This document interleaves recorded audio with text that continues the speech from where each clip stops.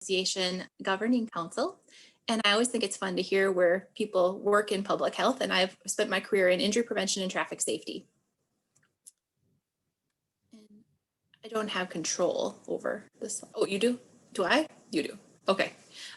So just so you know, today we're going to be recording this event and it'll be shared afterwards. Please mute your microphone, and it is up to you whether or not you'd like to have your camera on. Please put questions in the comments in the chat.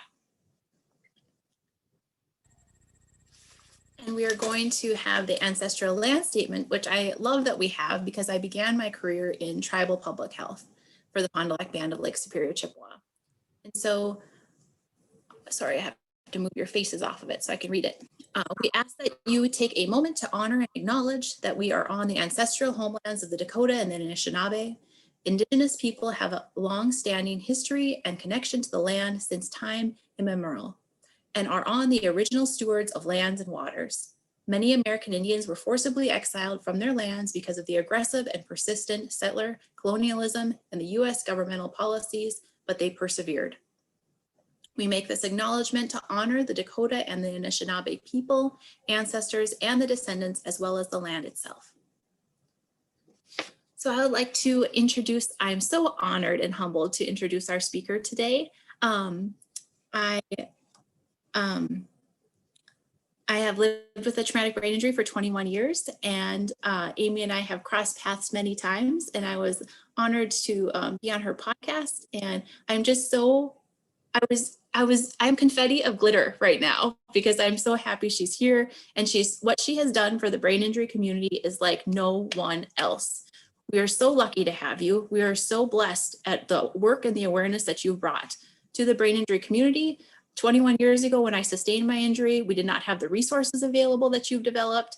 You are just such a blessing to all of us. And I'm so grateful that you are here and completely honored to be able to introduce you today. So Amy Zellmer is an award-winning author, speaker, and traumatic brain injury survivor. Additionally, she is the editor-in-chief of the Brain Health magazine, which you also subscribe to. She is a frequent contributor to the Huffington Post and also produces a podcast series for survivors and caregivers called Faces of TBI. Her first book, Life with a Traumatic Brain Injury, Finding the Road Back to Normal, received a silver medal at the Midwest Book Awards.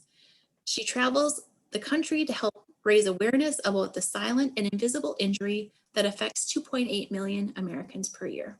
Thank you, Amy. Thank you. Thank you for that wonderful introduction. I appreciate it. It's so great to be here. I am going to start sharing my screen. Perhaps.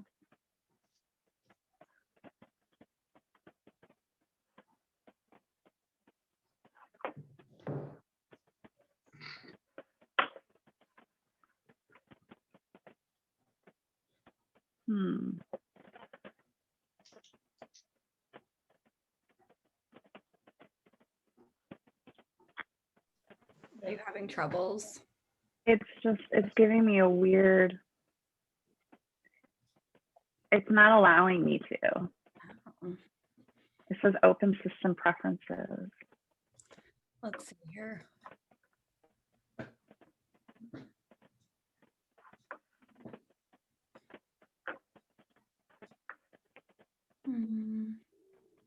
We really should have tried this before we went live.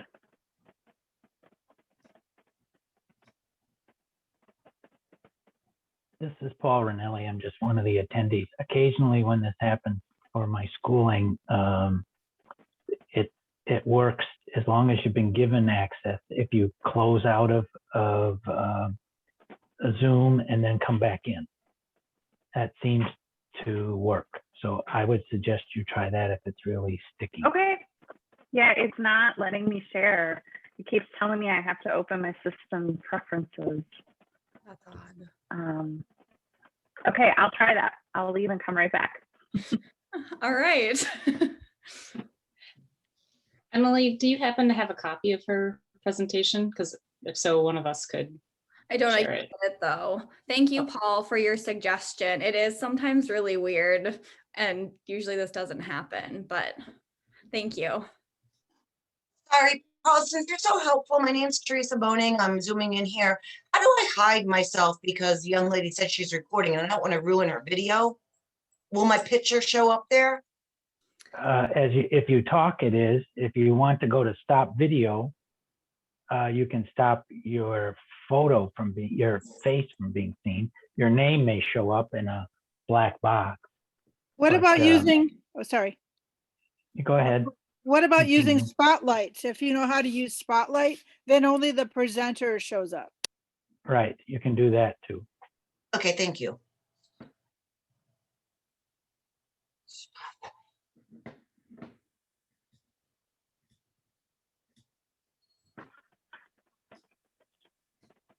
Okay, I am back. See if that works for you. Oh, it does, I think. Yay. Here we go. And So have now to- you guys, and there Yep. you go. Yep. Yay. Thank you, everybody. Are you using spotlight so the other video doesn't show? Me?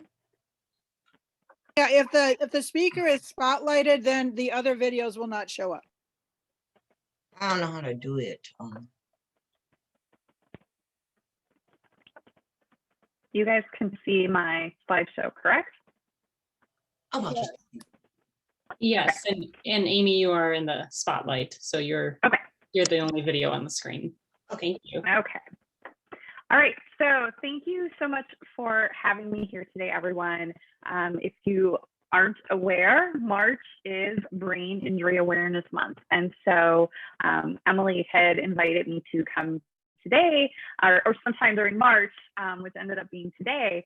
So I'm really thrilled to be here and share a little bit of my journey and what traumatic brain injury is and how my journey evolved into my advocacy work that essentially led me here. So there we go. So I have some fact or fiction questions throughout my presentation here.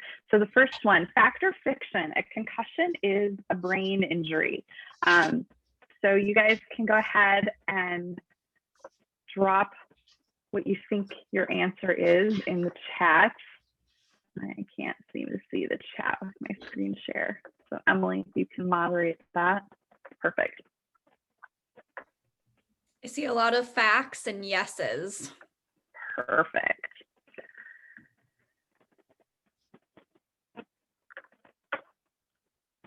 Sorry. Yes, a concussion is a brain injury.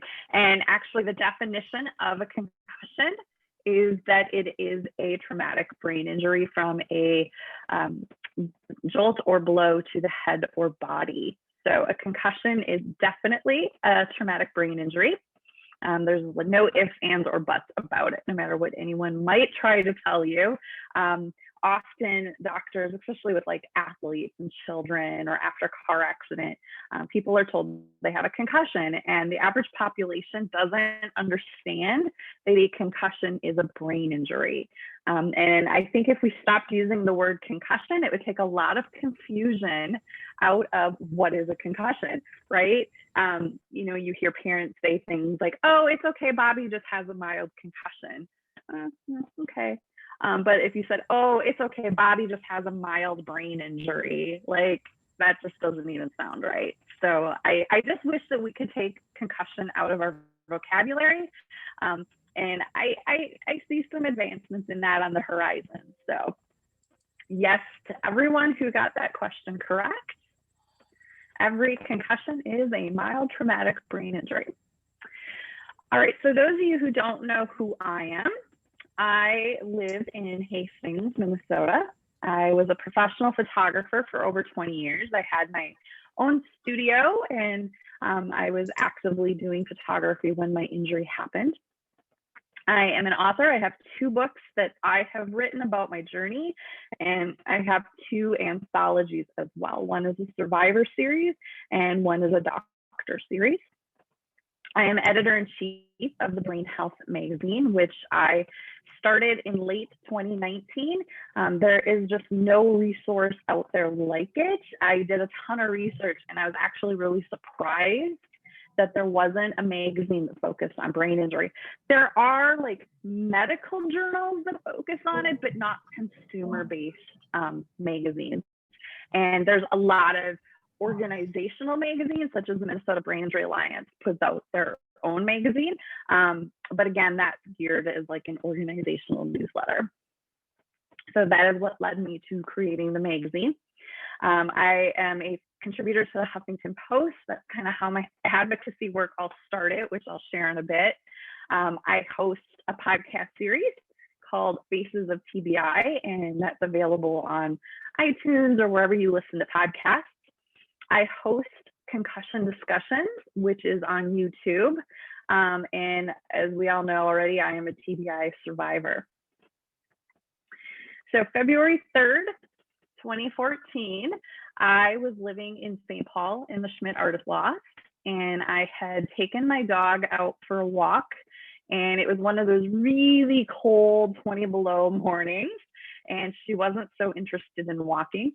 So I had picked her up and was carrying her, and our driveway was a fairly steep incline, and I thought it was clear, you know, it had been plowed and sanded and salted, and I felt, you know, comfortable walking down it.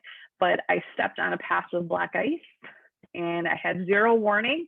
My feet just went right out from under me. I had Pixie in my arms, so they think I kind of like, you know, hugged onto her, and I went straight back and I landed head first on the asphalt.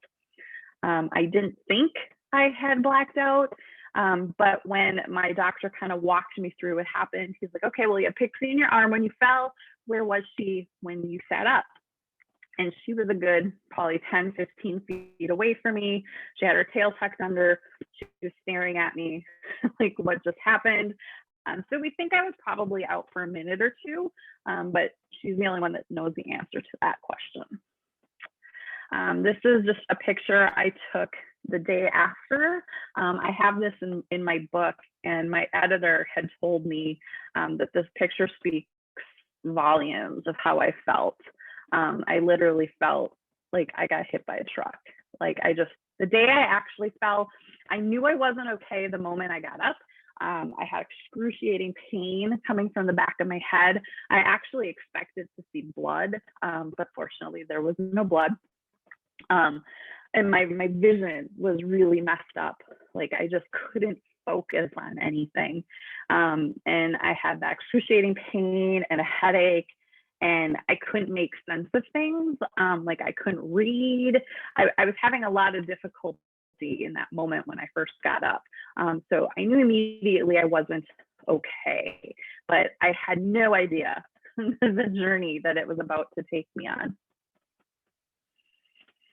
So later that morning, I fell probably 8 in the morning. A little bit later, I went to see my chiropractor, and he diagnosed me with a severe concussion. I had major whiplash. I had damage to my C4, which we later found out was a bulging disc.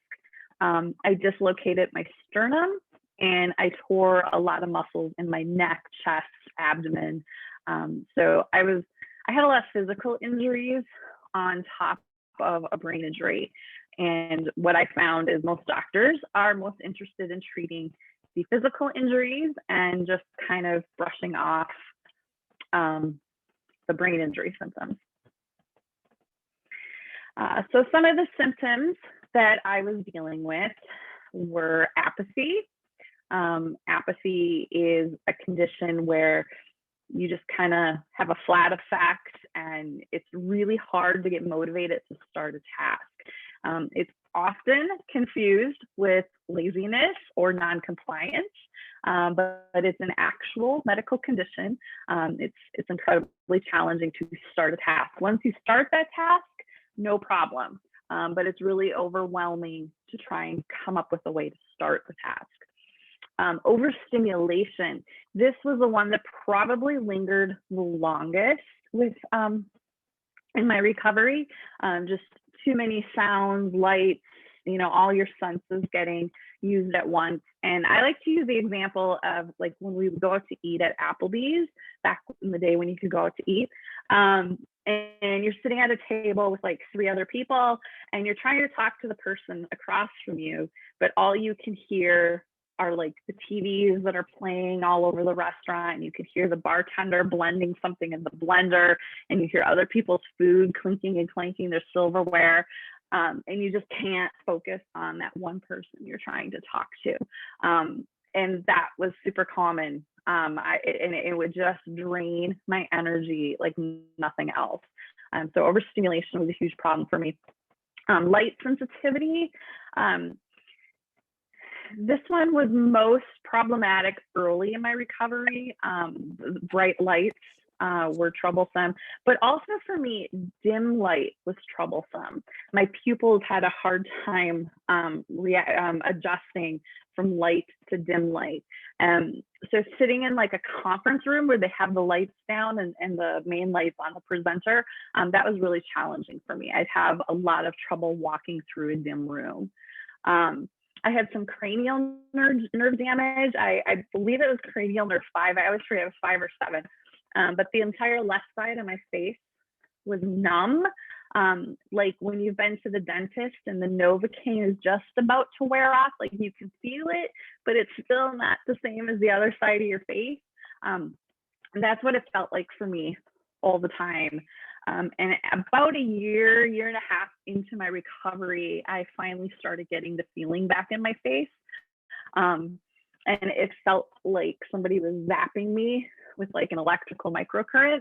I didn't know. I'm like, now what's wrong? And I went to my doctor and he's like, oh, that's a great sign. It means your nerves are regenerating.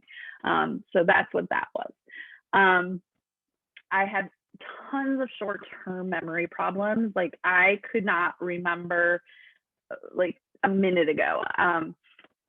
As I mentioned, I was a photographer, so I was trying to upload some client sessions online that I had shot right before my injury. And I literally would have to enter their name, like Bob and Sue Thompson, click next, and then click the upload button to upload their picture. But by the time I got to that second page, by the time I clicked next, I couldn't remember whose pictures I was uploading. Like it was just that fast that I would lose it. And I would later be told by a neuropsychologist that I scored worse than a dementia patient and that I wasn't trying hard enough on my neuropsych exam. So that was frustrating. You know, as a business person who's used to doing 20 things at once and working at a fast speed, not being able to click next and remember what I was doing was really, really challenging. I had what I described as ice pick headaches, which stemmed from the spot on my skull where I had landed. It constantly felt like somebody was stabbing me with an ice pick. And that was 24/7, like that just would not go away. I have a lot of aphasia. This is probably the symptom that I still have lingering the most. I can't come up with a word, like it's right there, but I can't get it. Or sometimes I say the completely wrong word. That happened a lot in the beginning, and I don't think that one's as prevalent anymore unless I'm not noticing it. Yeah, I had a lot of aphasia, not being able to come up with the word, saying the wrong word.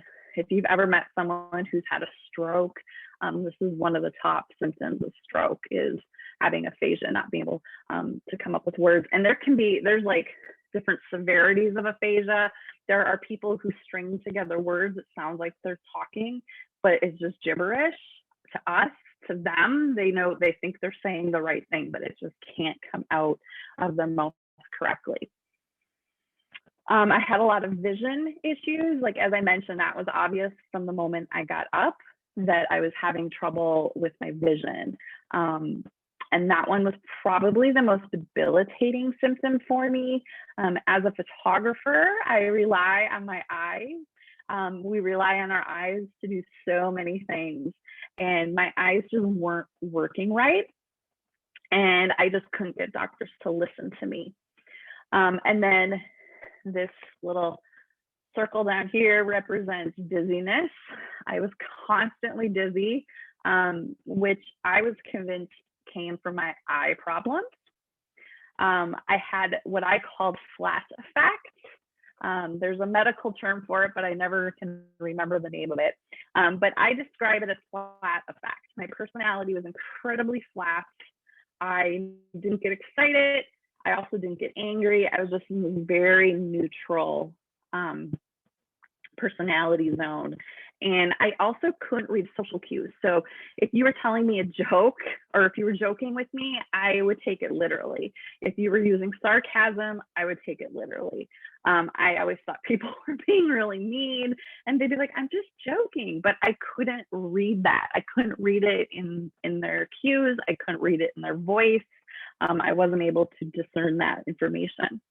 And then, of course, all of this led to having anxiety. If you've got all these symptoms going on, it's pretty hard to not have some level of anxiety with it.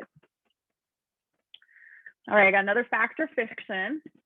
Concussion symptoms will show up within the first day. So go ahead in the chat. Do you think that's fact or fiction?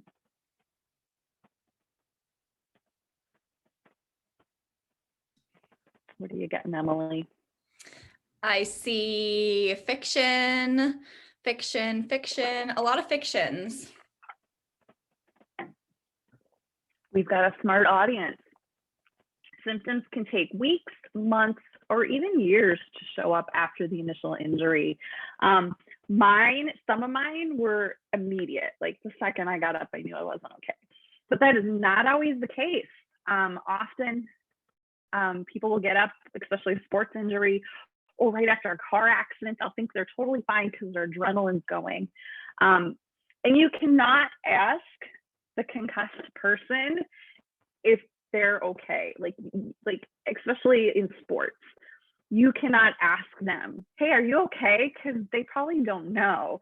So that's why it's so important to have athletic trainers or other professionals on the field to be able to pull them, be like, nope, that looks like a pretty bad hit. We're going to pull you for the rest of the game, or whatever it is. If it's a coworker, if it's at work, like that person can't really be trusted to make the right judgment right after a blow to the head or the body.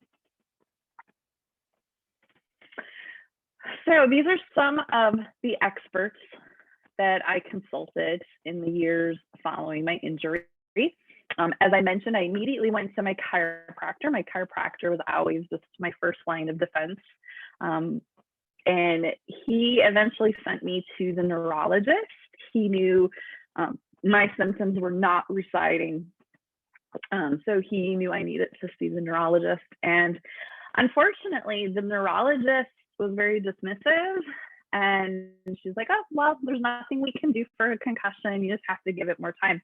And at this point, I'm still using the word concussion because that's what I've been told I have. I have no idea that a concussion is a brain injury. And my eyes aren't working well enough to use my computer to even Google and try to find information. I lived alone. I didn't have anyone advocating for me. So I was just taking doctors at their word. We've been taught to just trust our doctors, that they know everything. And that's the biggest lesson I've learned in my journey, is they don't know everything, and not every doctor can know everything.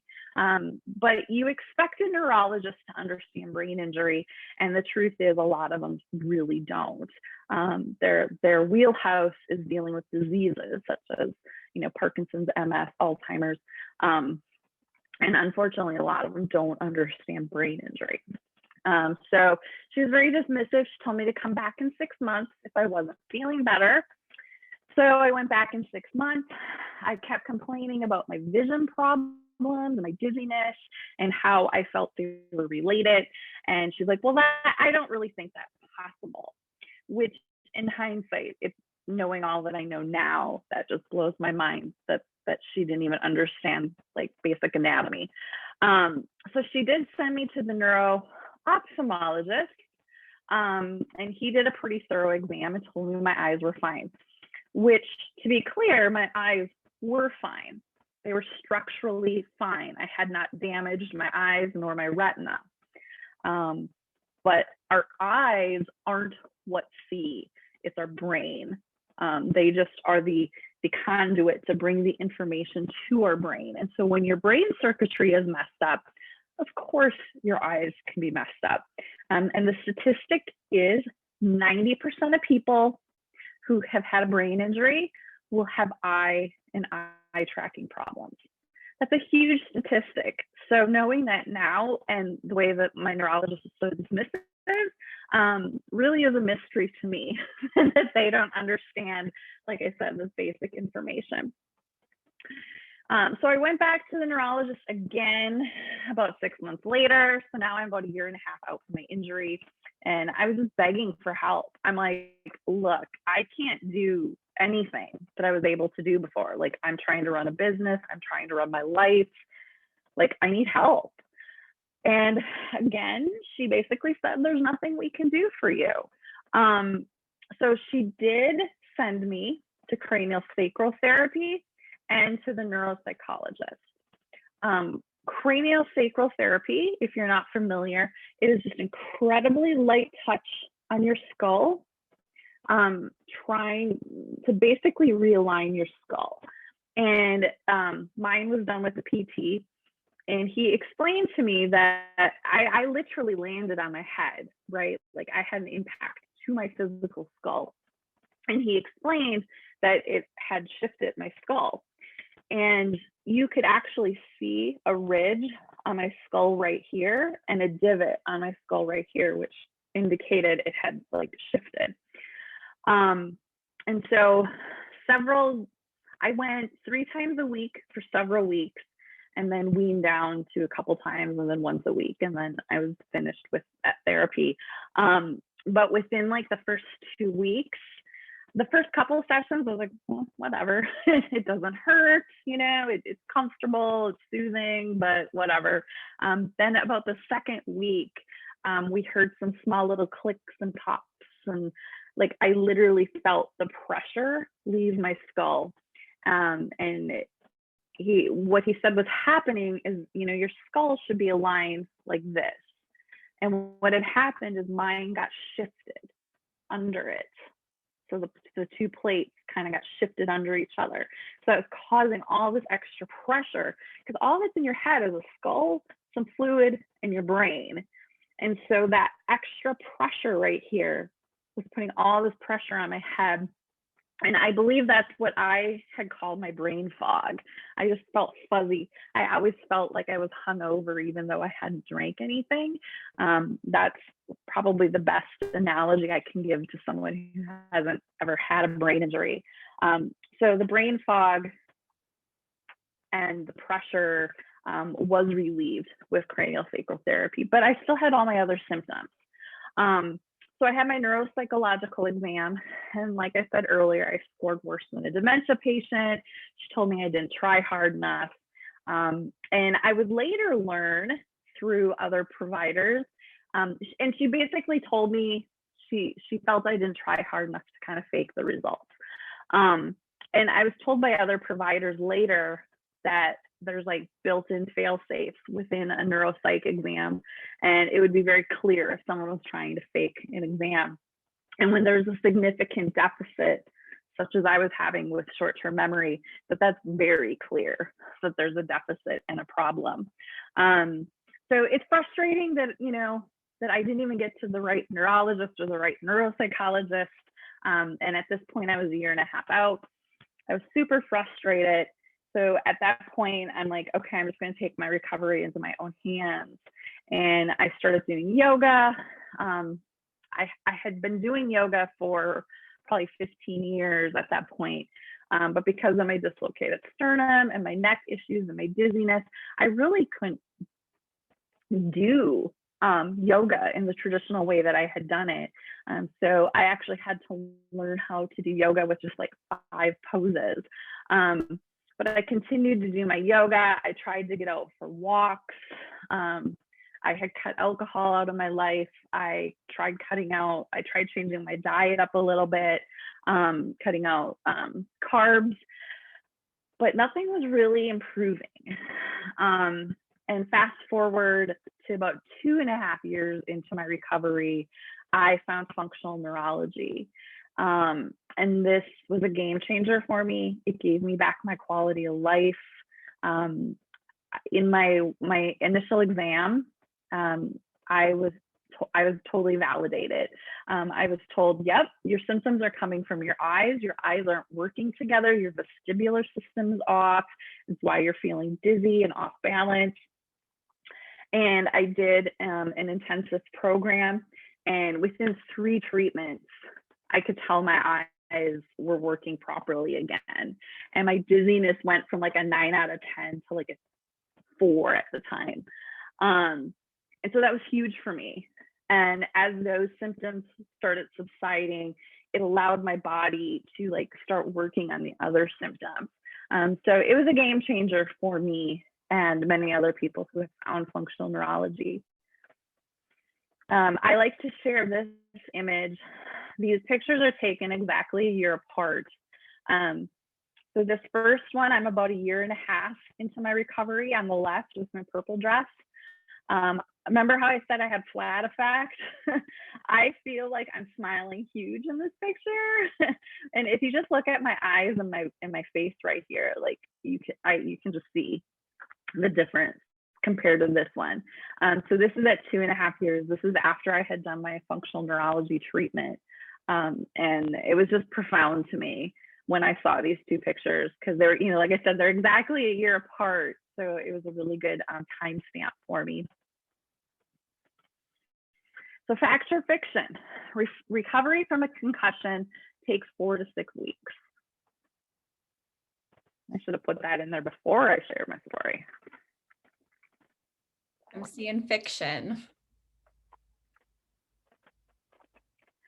Absolutely fiction.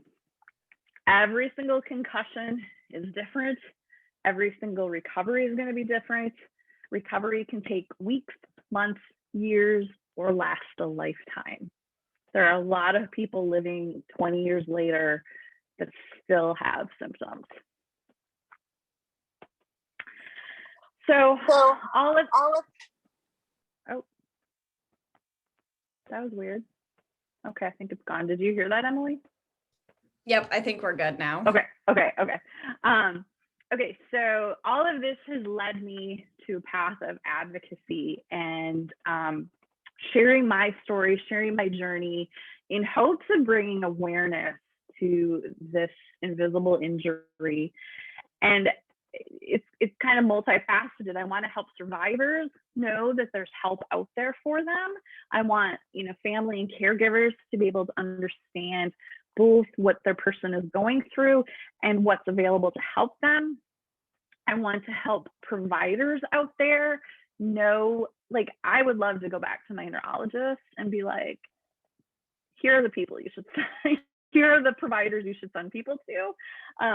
So I hope that by sharing everything, it helps providers know the resources out there, and just helping the providers who do know how to help us get their name out there and in front of other survivors. So as I mentioned earlier, I have 2 books on my journey, Life with Traumatic Brain Injury and Embracing the Journey. These both were derived from my writing on HuffPost. That's how they came to be in existence. I started writing on HuffPost at my roughly around my 1-year anniversary. I had actually written a blog post on my own personal blog, kind of as a screw you to all my friends who had like walked away. They were like, it's been 6 weeks. I don't understand why you're still talking about this. Shouldn't you be better by now? Like, I think you're faking it. It's not like you have cancer. I mean, I heard all sorts of things from people that I thought were really good friends. So I get what other people go through with that. So I had written a blog post on my own personal blog, and a dear friend that I had made after my accident, she encouraged me to submit it to HuffPost. And at first I was like, why? Who cares? Like, who's gonna read this? And she was like, I just have a feeling. And so she did the research on how to submit pieces to HuffPost, and she helped me submit it. And I literally heard back within 2 hours from Ariana Huffington herself. It was when Ariana still owned HuffPost. that they wanted to run it. And it ran about 2 weeks later, and it went ridiculously viral. And I was like, what on earth is happening here? And that was the first time I realized there were other people out there living with the same, problems that I was dealing with. Up until that point, I hadn't met anyone else who had been through a brain injury. So I knew that I needed to start a community to bring all these people together, which evolved into a Facebook group called Amy's Tbi Tribe. It's grown to 10,000 members across the world. I have members from the US, Canada, Australia, New Zealand, the UK. I even have like India, Taiwan. It's pretty amazing to see where people are coming from to find resources. But that is how my HuffPost came to be, which is then how my books came to be. I started a podcast about the same time the book came out, the first book. I had done a podcast in my previous life as a photographer. I had been coaching other photographers how to start their businesses. So it was a skill set that I was comfortable with. So I started My Faces of Tbi podcast. And I'm just coming up on my 200th episode, so that's pretty exciting. But it's a pretty popular podcast. I have over 5,000 downloads a month, which I think is pretty amazing for a brain injury podcast. I travel out to Washington, D.C. once a year, except for this year, to celebrate National Brain Injury Awareness Day at the Capitol. And I usually meet with all my senators while I'm out there. And this year they had a virtual Brain Injury Awareness Day yesterday through the Brain Injury Association of America, because obviously we're not able to be at the Capitol in person this year.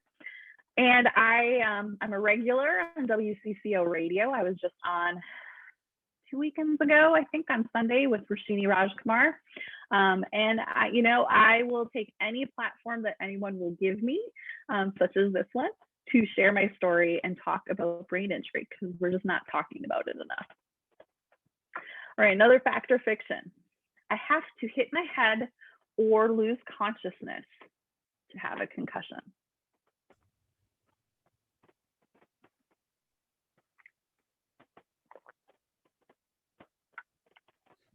There's a lot of fictions again. Someone said it's a tricky question. Not tricky at all. Pretty straightforward. You do not have to actually hit your head to have a concussion. The motion of your head moving can be enough. So getting a jolt or a blow to your body is enough to move that brain inside your skull. You also do not need to lose consciousness. Most concussions have 0 to only a few seconds of unconsciousness. The statistic is only like 20% actually lose consciousness. So it's not a trick question at all. It's very straightforward. You do not have to physically hit your head, and you do not have to lose consciousness. Easy for me to say. So continuing with my advocacy, I was featured in Yoga Life magazine. I believe this was maybe 5 years ago now. They shared my story of how yoga helped me recover from a brain injury. And this was a pretty pivotal moment for me when I decided that I wanted yoga to be more of a part of my body, part of my life. It had always been part of my life since about college. But I learned a new way of doing yoga. And as you can see in these pictures, this is my tree pose. I'm literally holding onto a chair and I can barely lift my foot off the ground. That was my tree pose for like 6 months. And then that evolved into being able to actually stand unassisted with my hands up. So yoga was a really huge part of my recovery. It's still a part of my journey. I'm doing yoga with others and helping them discover the benefits of yoga. And just this summer, wait, what year are we in now? This is the summer of 2020. So last summer, I had a feature in Yoga Life. I actually was featured in Experience Life. I was actually featured 2 years prior in 2018. They ran a very lovely feature story on me and several other survivors. So this is a bit of a follow-up feature, but they really highlighted my recovery and my advocacy work in this issue, which was really fantastic. And if you're not familiar with Experience Life, it is the magazine that Lifetime Fitness puts out. It goes out to all their members, plus is like at Barnes and Nobles and anywhere you buy magazines. So that was a really huge, huge moment for my advocacy work to get featured in there. And then, as I mentioned, I'm doing a lot of yoga. I just recently started doing weekly yoga classes that are fully accessible. Accessible yoga has kind of become a buzzword, but the reality is that a lot of teachers actually don't know how to teach an accessible yoga class.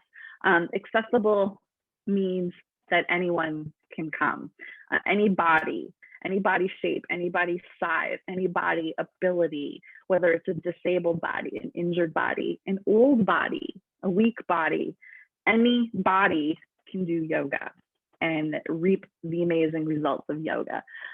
So I do a lot of chair yoga, showing people that you don't even have to stand to do yoga. And you can get a really amazing workout from staying in a chair, which is, pretty incredible.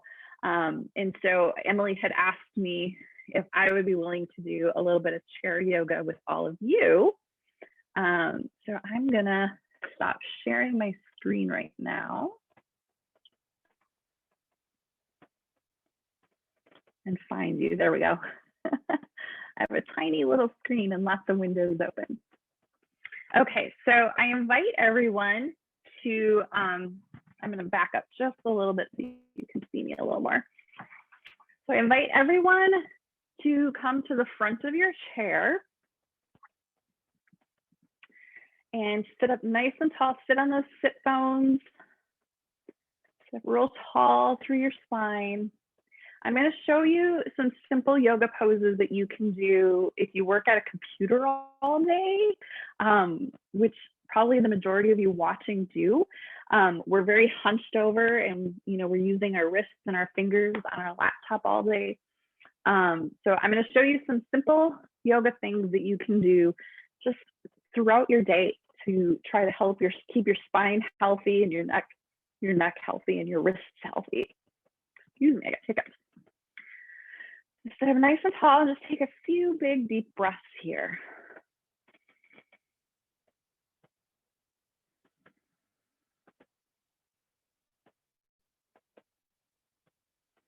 And observe how your body feels just from taking a couple big deep breaths.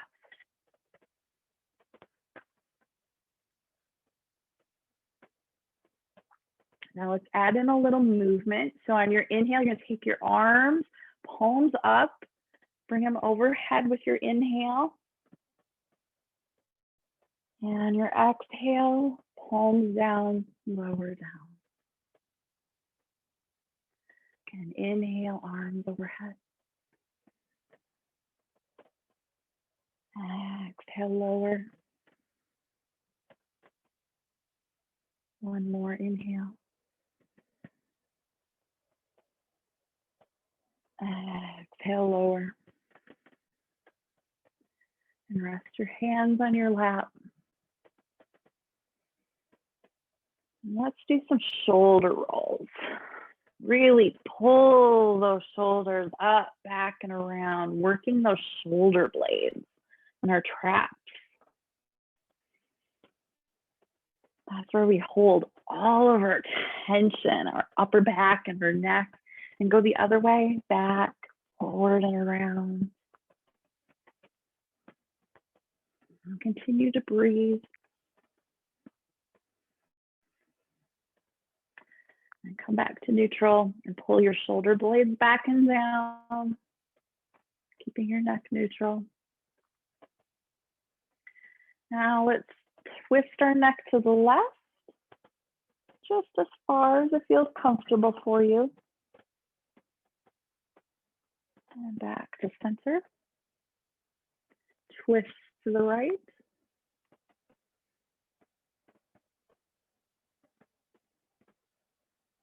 Back to center. You might feel that one side is tighter than the other. Just observe that. Now let's tilt our head to the left if that's comfortable for you.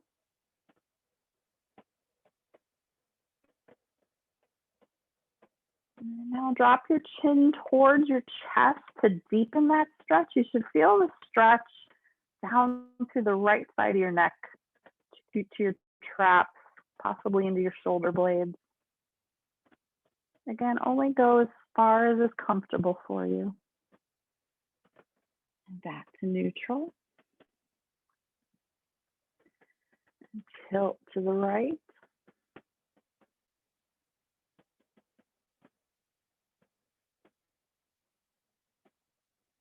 And drop your chin to your chest.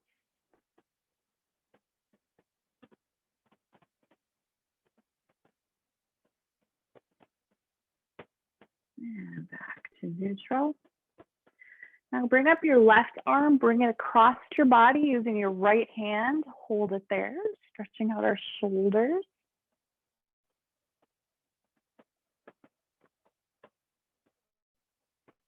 And release. And bring your right arm across.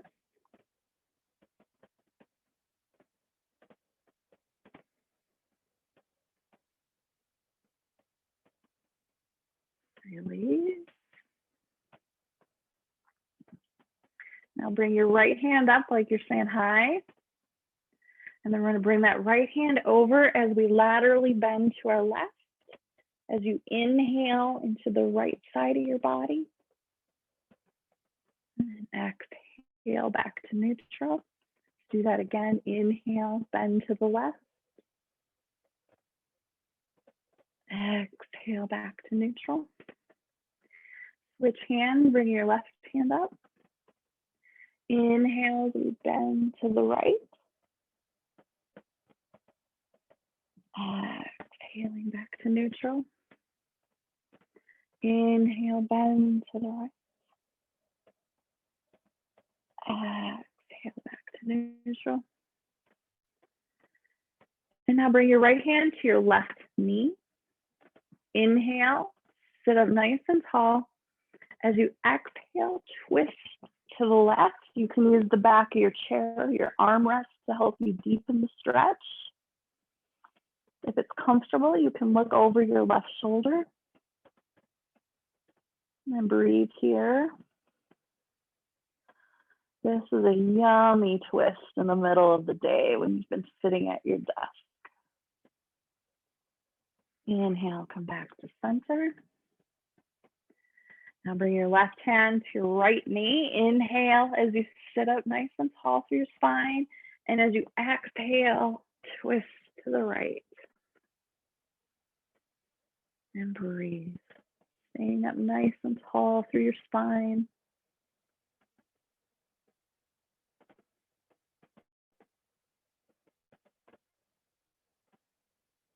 And release. Now sit up nice and tall on your sit bones, tall through your spine. You should feel like someone's pulling a string up through the top of your head. Shoulders down away from your ears, shoulder blades tucked back and down. Now slightly externally rotate your shoulders so that your palms are facing forward. And then just a slight back bend.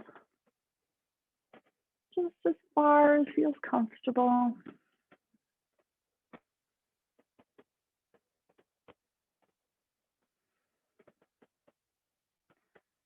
And release.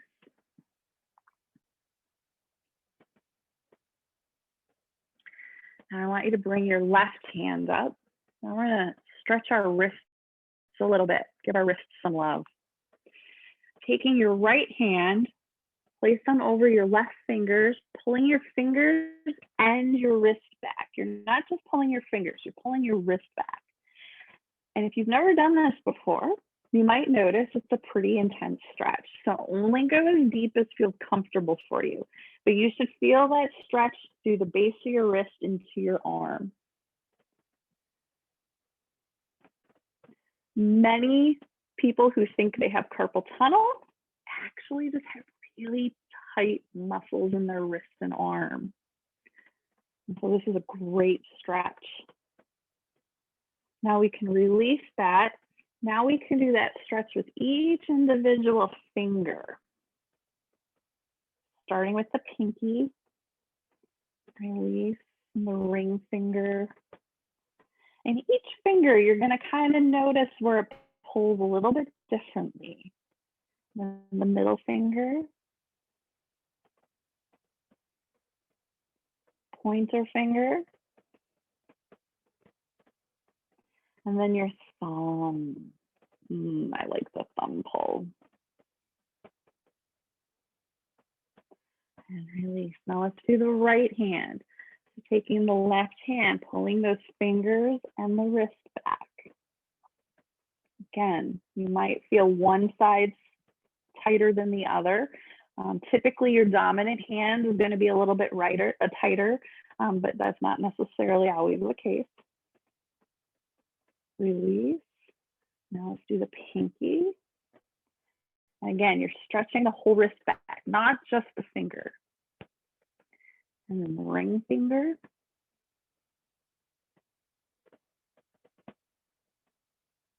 Middle finger.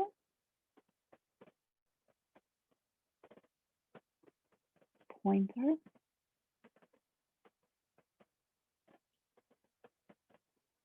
And thumb.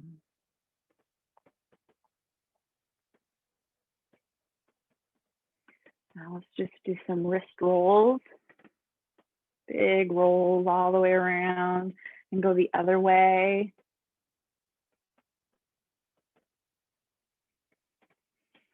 And bring your hands back to your lap.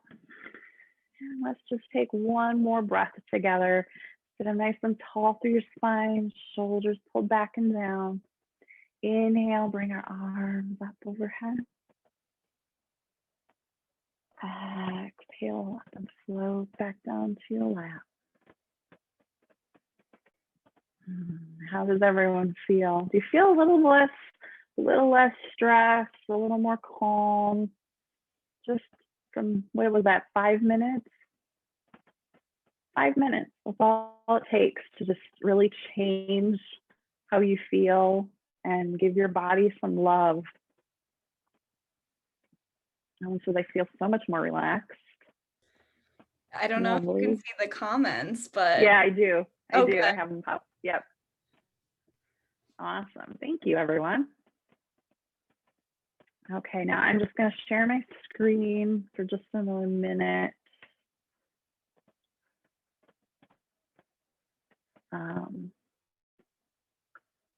I just want to show everyone my couple upcoming events that I have coming up.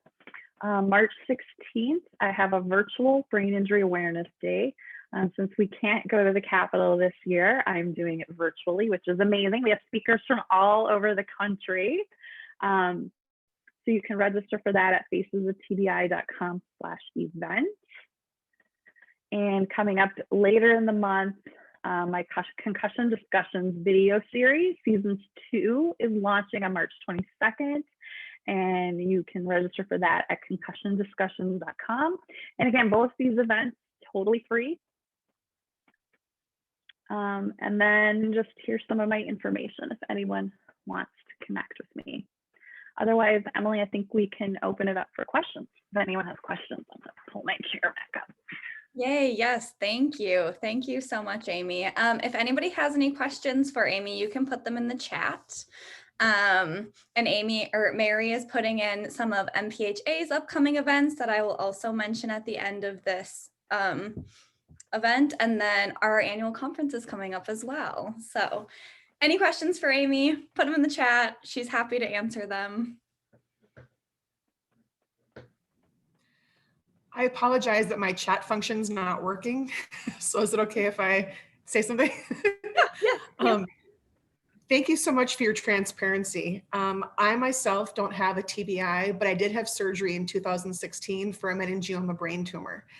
And so there are a lot of things that you've shared that I can either relate to, or I've met people who could share those things as well. One of which is when you had mentioned friends accusing you of being lazy or not trying hard and that kind of thing. I've met a number of people over the last few years who have shared those things as well with their TBI stories. And oftentimes they'll talk about how they wish that they had something tangible like a crutch or a cast or something that people could see, to cut them some slack. But unfortunately, a lot of times in movies and things, the person with the TBI has a gauze bandage around their head in a hospital bed, so it's something tangible. So I respect not only what you've gone through, but what you're doing with it, and as far as helping other people along the way. So great job. Yeah, and I just really want to clarify something there. You do have a brain injury. Anytime air is exposed to the brain, there's a brain injury. A tumor itself can cause an injury even without surgery. And that is so not communicated to patients. And I meet brain tumor survivors all the time, whether they've had surgery or not had surgery. And they have all the symptoms and doctors tell them they don't know what's wrong with them. It's a brain injury. And so thank you for bringing that up. Because that's a whole other chapter of brain injury. That would be considered an acquired brain injury versus a traumatic brain injury, even though it may seem traumatic. Thank you. So thank you. Nancy asked, do you have any resource specific to military? There are some organizations out there. Warrior Angels is one that I can think of off the top of my head. Unfortunately, there's not a lot of resources through the VA. You have to kind of get out of the traditional medical system to get the help that really helps. But Warrior Angels is one that I'm familiar with. I have a question. My husband is a TBI survivor. I'm his wife. I have looked for various resources for spouses, but I can't find any. I've read a lot of books and can relate to a lot of things, but it's so frustrating for me. Are you looking for resources to help your husband or to help you? Because there are caregiver support groups out there. So I would encourage you to look into finding one of those. I'm not as familiar with the caregiver side, unfortunately. I'm more on the survivor side. Terry asked, I had 2 traumatic brain injuries at 5 and 19. I struggled with jobs and an on disability. In many ways, I function really well, but I struggle with extreme disorganization and ADHD. Is this something that's very common? Yeah, and often we're told we have ADHD, but we don't. Yours is as a child, so possibly you had ADD before your injury. But if you didn't have ADD before your brain injury, there's no such thing as TBI-induced ADD. Some doctors try to say that there's such a thing, but that's actually not a thing. It's a cognitive processing problem, and it can be treated, just depending on the severity of your injury. All right.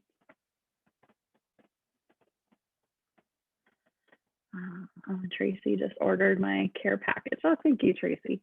Any other questions? Otherwise, I'm done. I don't know, Emily, if you have more things you need to cover. I'm just going to mention our events, but thank you again. I'm going to remove you from the spotlight, and then I'm going to quickly share my screen. So yep, really quick. Can everybody, Amy, can you see this? Mm-hmm. Okay, awesome. Cool. Yep. Yeah. So just Mary already put in the chat our upcoming events. We have a policy forum tomorrow morning. You can still register for it. It's going to be super awesome. I highly recommend. We also have another really awesome event coming up Wednesday, March 17th, which is the public health perspective on plagues and pandemics. just to note really quick, that is a member only event. And so you would need to sign up and become a member of MPHA, which is awesome. Mary can put in the chat like the link to our membership form. And then our annual conference registration is now open. So I highly recommend, again, if you're interested in like anything and everything public health, to sign up for that. And then just stay connected with MPHA. If you like these events, if you enjoy them, please go to our website, follow us on Facebook, Instagram, and Twitter. Join our LinkedIn group. And then if you have any questions, as always, you can either contact one of those 2 emails or literally any other MPHA email you find. So yeah, I think with that, I appreciate you, Amy, and thank you for coming, everybody. I hope you have a great rest of your day. Yeah, thank you guys so much for having me.